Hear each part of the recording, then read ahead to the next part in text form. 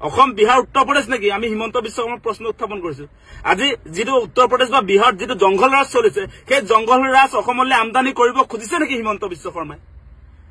আজি প্ৰশিক্ষণপ্ৰাপ্ত মানুহ আছে নেকি অস্ত্ৰ চলাবৰ কাৰণে আপুনি হাতে হাতে যে আপোনাৰ লাইসেন্স গান দিবলৈ যে ওলাইছে কালি অসম কেবিনেটৰ এটা সিদ্ধান্ত গ্ৰহণ কৰা হৈছে যে সংখ্যালঘু যিবিলাক অঞ্চল সেই অঞ্চলবিলাকত খিলঞ্জীয়া মানুহক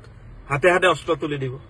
সেই ঘটনাটো আমি কোনো কাৰণতে আসলে সমৰ্থন কৰিব নোৱাৰো আপোনালোকে নিশ্চয় দেখিছে এতিয়া যদি আপোনাৰ পাব্লিকৰ হাতত অস্ত্ৰ তুলি দিয়া হয় পাব্লিকৰ যদি হাতত অস্ত্ৰ তুলি দিয়া হয় তেনেহলে আমাৰ এই পুলিচ প্ৰশাসন বিলাক লাগিব জানো পাব্লিকে যদি নিজৰ জীৱন নিৰাপত্তাটো নিজে যদি দিবলৈ তেতিয়াহলে পুলিচৰ কাম কি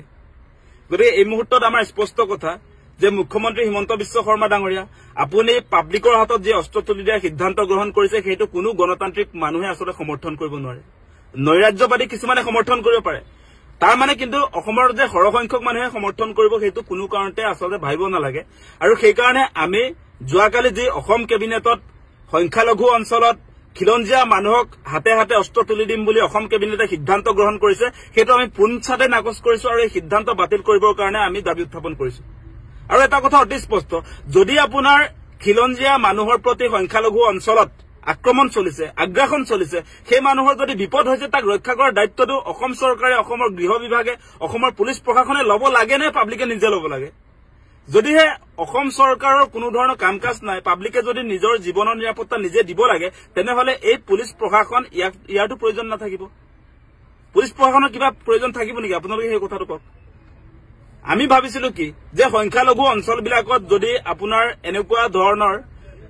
আমাৰ খিলঞ্জীয়া মানুহৰ প্ৰতি যদি ভাবুকি আহিছে মানুহৰ জীৱনৰ প্ৰতি যদি ভাবুকি আহিছে সেই অঞ্চলবিলাকত আমি কৈছিলো যে পুলিচ ষ্টেচনৰ সংখ্যাটো বঢ়াই দিয়ক আউটপোষ্টৰ সংখ্যাটো বঢ়াই দিয়ক যাতে তাত কোনো ধৰণৰ আসলতে সংখ্যালঘু মানুহে আমাৰ খিলঞ্জীয়া মানুহবিলাকক আক্ৰমণ কৰিব নোৱাৰে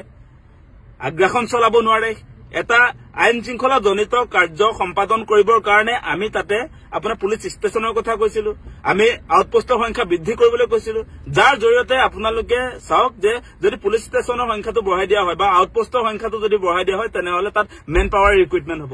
তাত আবাৰ নিবনুৱাসকলক আমি সংস্থাপন দিব পাৰিম পুলিচৰ চাকৰি দিব পাৰিম সেই কামবিলাক নকৰি এতিয়া আসলতে মুখ্যমন্ত্ৰী হিমন্ত বিশ্ব শৰ্মাই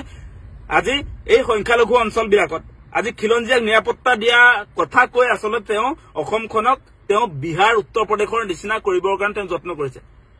অসম বিহাৰ উত্তৰ প্ৰদেশ নেকি আমি হিমন্ত বিশ্ব শৰ্মাৰ প্ৰশ্ন উত্থাপন কৰিছো আজি যিটো উত্তৰ প্ৰদেশ বা বিহাৰ যিটো জংঘল ৰাজ চলিছে সেই জংঘল ৰাজ অসমলৈ আমদানি কৰিব খুজিছে নেকি হিমন্ত বিশ্ব শৰ্মাই আজি প্ৰশিক্ষণপ্ৰাপ্ত মানুহ আছে নেকি অস্ত্ৰ চলাবৰ কাৰণে আপুনি হাতে হাতে যে আপোনাৰ লাইসেন্স গান দিবলৈ যে ওলাইছে আপোনাৰ অস্ত্ৰ চলাবৰ কাৰণে যে মানুহক যে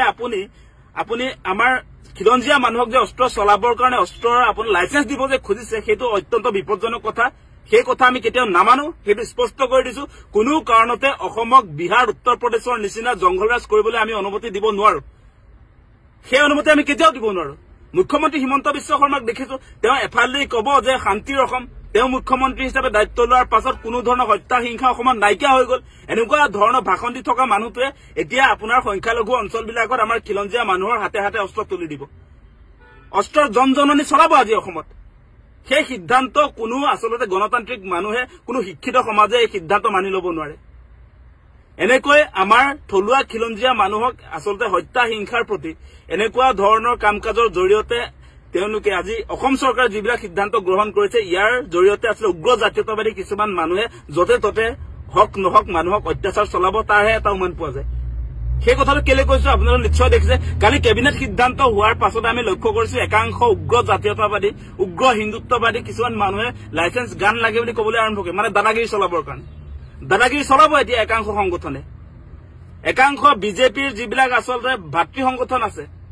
যিবিলাক বিজেপিৰ আসলতে ভাতৃ সংগঠন আছে তেওঁলোকে এতিয়া লাইসেন্স এপ্লাই কৰিব গানৰ কাৰণে আৰ্মছৰ কাৰণে গতিকে এই কাৰ্যসূচীৰ জৰিয়তে যে অসমত এটা অৰাজক পৰিস্থিতি যে সৃষ্টি হ'ব